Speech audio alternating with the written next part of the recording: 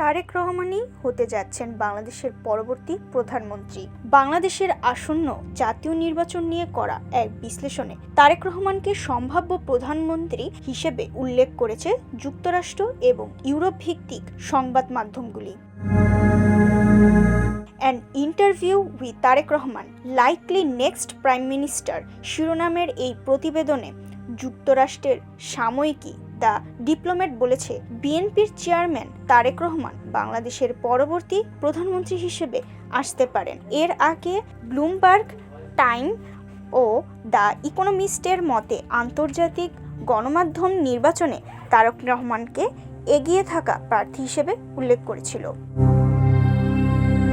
দি diplomat প্রতিবেদনে নির্বাচনের আগে পরিচালিত একাধিক জনমত জরিপের কথা উল্লেখ করে তারেক রহমানকে পরবর্তী প্রধানমন্ত্রী হিসেবে দেখছে। প্রতিবেদনে বলা হয়, ডিসেম্বর মাসে পরিচালিত একটি জনমত জরিপে দেখা গেছে বিএনপির প্রতি সমর্থন প্রায় 70%, যেখানে নিকটতম প্রতিদ্বন্দ্বী জামাতে ইসলামীর সমর্থন 19%। বেসরকারি সংস্থা ইনোভেশন কনসাল্টিং পরিচালিত আরেকটি জরিপে দেখা যায় 47%-এর বেশি মানুষ এখন তারেক রহমানের প্রধানমন্ত্রী হবার সম্ভাবনা দেখছেন, আর 22.5% মানুষ জামাতের আমির শফিকুর রহমান প্রধানমন্ত্রী হবেন বলে মনে করেন।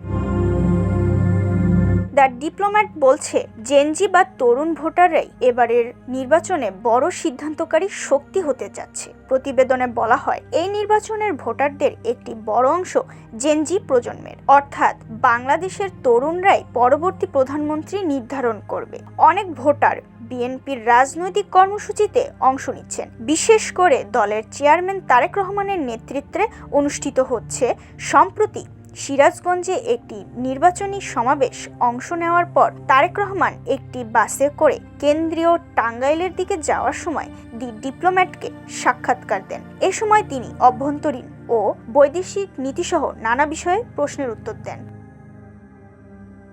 জেনজি প্রসঙ্গে এক প্রশ্নের জবাবে তারেক রহমান বলেন, বিএনপি এই প্রজন্মের চিন্তাধারার সঙ্গে যুক্ত হচ্ছে। তিনি বলেন, আমরা কর্মসংস্থান সৃষ্টি, শিক্ষা, খেলাধুলা, আইটি খাত এবং চাকরির বাজারকে অগ্রাধিকার দিচ্ছি।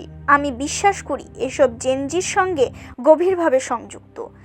আজকের পরিবেশ দেখলেই বোঝা যায় সমাবেশে উপস্থিতদের বেশিরভাগই জেনজি। তিনি আরও বলেন, দি প্ল্যান নামে একটি কর্মসূচির মাধ্যমে তিনি বিভিন্ন বিশ্ববিদ্যালয় ও পটভূমির শিক্ষার্থীদের কথা শুনেন, যেখানে তারা নিজেদের ভাবনা, উদ্বেগ ও আইডিয়া তুলে ধরে। তারেক রহমান বলেন, আমি সত্যিই তাদের সঙ্গে সংযুক্ত হতে উপভোগ করি।